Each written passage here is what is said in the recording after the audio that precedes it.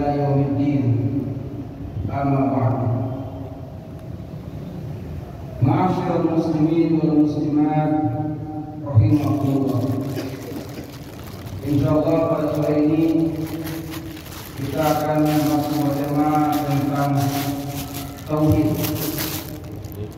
Tauhid diambil dari kata wahada yuwahidu tauhidan, yang artinya adalah menjadikan segala sesuatu menjadi esa atau tunggal. Sedangkan secara istilah tauhid adalah mengesahkan Allah Subhanahu wa taala dalam hal rububiyah, uluhiyah dan asma wa sifat.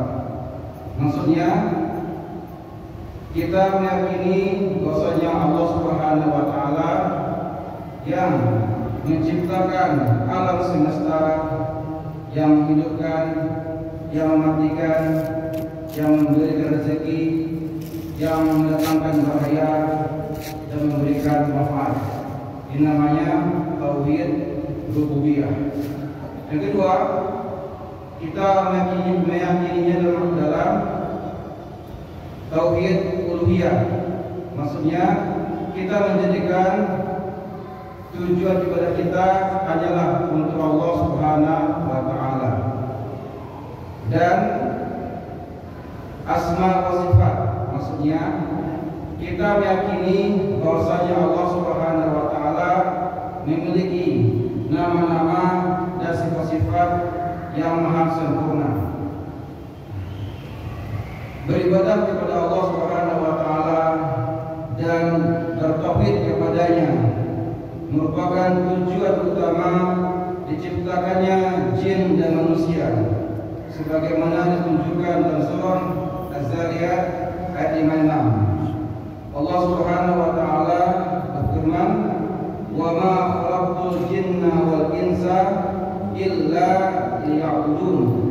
Dan tidaklah aku menciptakan jin dan manusia kecuali hanya untuk beribadah kepadaku.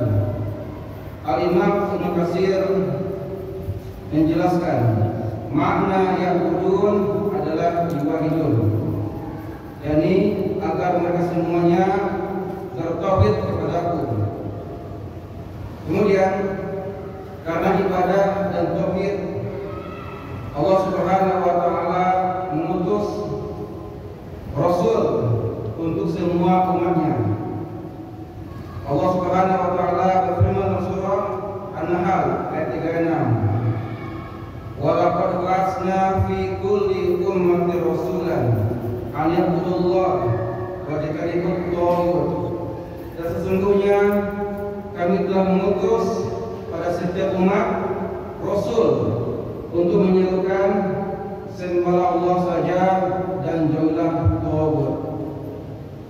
Imam Ibnu Qayyim menjelaskan makna taghut adalah ma tajawaza fil 'abdi haddahu min ma'budin aw masbuhin aw muta'in.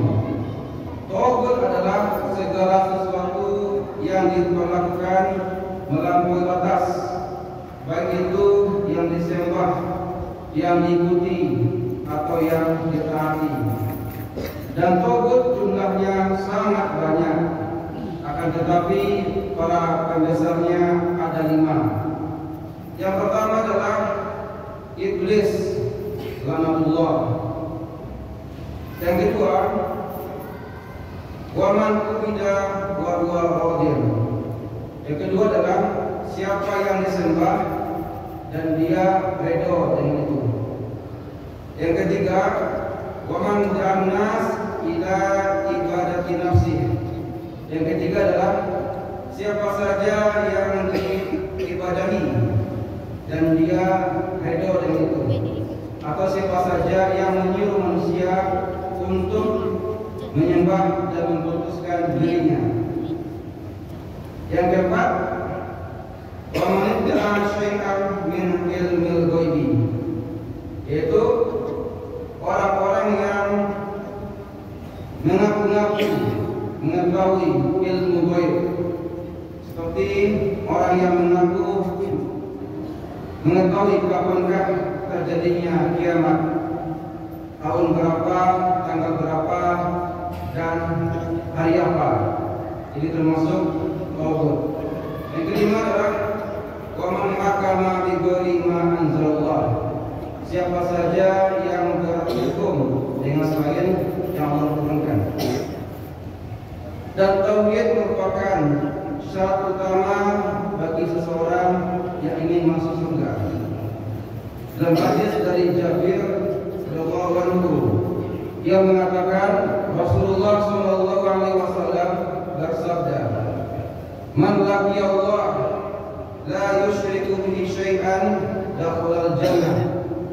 Siapa saja yang meninggal dunia dan bertemu Allah dan dia tidak berbuat syirik kepada Allah, niscaya dia akan masuk surga.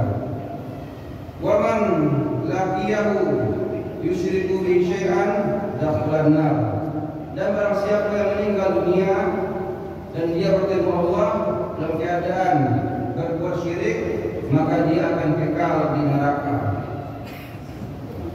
Kemudian dalam hadis lain dari Muaz bin Jabal radhiyallahu anhu, dia menyampaikan sebuah hadis bahwasanya Rasulullah bersabda, ya kata Muaz, "Qultu radifan Nabi sallallahu alaihi wasallam ala himarin faqala." Kata Muaz, saya pernah dibonceng oleh Nabi sallallahu alaihi wasallam di atas keledai. Faqala, waktu itu Muaz bertanya, Rasulullah bertanya, "Ya Muaz, wahai Muaz, atadri ma haqqullahi 'alal ibadi wa ma haqqul ibadi 'ala Allah?"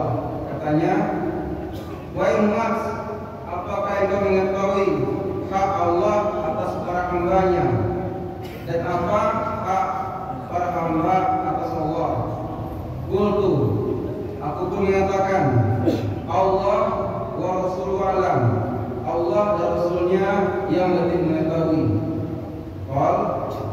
Beliau pun menjelaskan, Haqqullah 'alal ibadi ayya'buduhu wa la yusyriku bihi syai'an.